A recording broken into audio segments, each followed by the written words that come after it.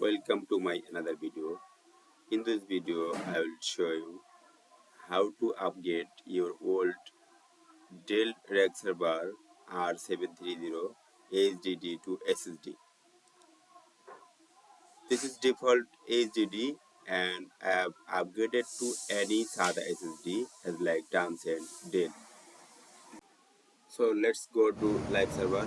Dell EMC, Dell Rack Server. This model is original Dell Power 730 and this product is built in HDD but this having slow, then I will change the HDD to SSD. This is original SSD.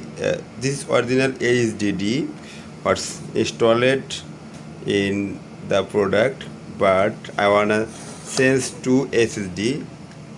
You can change with any SSD, any SATA SSD, as like this one is transient. Also I have a Intel server gate SSD.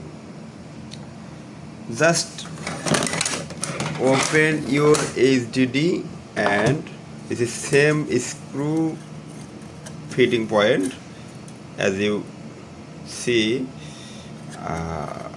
same point, just sense, and then you can pass with